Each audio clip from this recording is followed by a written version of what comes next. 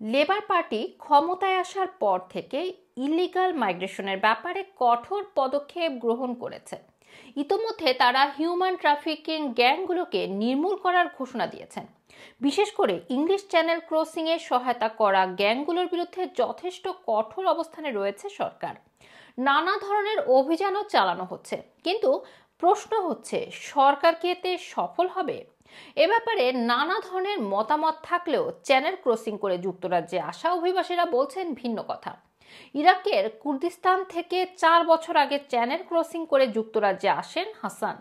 বর্তমানে 26 বছর বয়সী হাসান ম্যানচেস্টারে থাকছেন।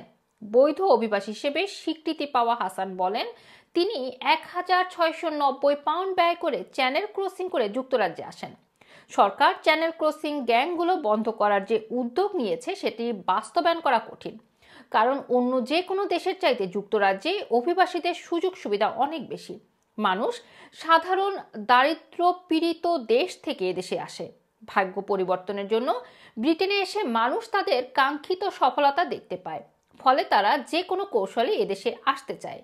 তিনি আরও বলেন, হিউম্যান ট্রাফিকিং গ্যাংগুলো অত্যন্ত সংগঠিত। এক একটি গ্যাংয়ের সাথে অন্য গ্যাংগুলির নিবিড় যোগাযোগ থাকে। এছাড়া ফ্রান্সে এই গ্যাংগুলোর লোকজন রয়েছে যাদের সাথে খুব সহজেই যোগাযোগ করে এদেশে আসাও সম্ভব। তাদের কথা এবং কাজ ঠিক থাকায় মানুষের তাদের উপর ভরসা করে থাকে। ঠিক এই কারণে এসব গ্যাংয়ের কার্যক্রম বন্ধ করা কঠিন।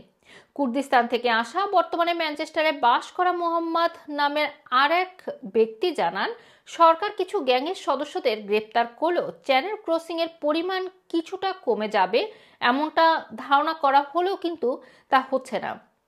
তিনি বলেন, নতুন নতুন গ্যাং তৈরি হচ্ছে। এদিকে নতুন সরকারের করা পদক্ষেপ সত্ত্বেও নৌকায় হাজার হাজার মানুষ চ্যানেল ক্রসিং করে ব্রিটেনে আসার চেষ্টা করছে আর ঢলে পড়ছে মৃত্যুর কোলে। এই বছর এখন পর্যন্ত 20,000-এর বেশি লোক ছোট নৌকায় যুক্তরাজ্যে এসেছে, যা গত বছরের একই সময়ের চেয়ে অনেক বেশি। এই ছিল আমার কাছে ইলিগাল ইমিগ্রেন্টরা যে কিভাবে চ্যানেল ক্রসিং করে ব্রিটেনে প্রবেশ করছে তার বিস্তারিত। ব্রিটেনের যে কোনো গুরুত্বপূর্ণ তথ্য জানুন ইউটিউব এবং ফেসবুক পেজে লাইক, ফলো এবং সাবস্ক্রাইব করুন আমাদের চ্যানেলটি।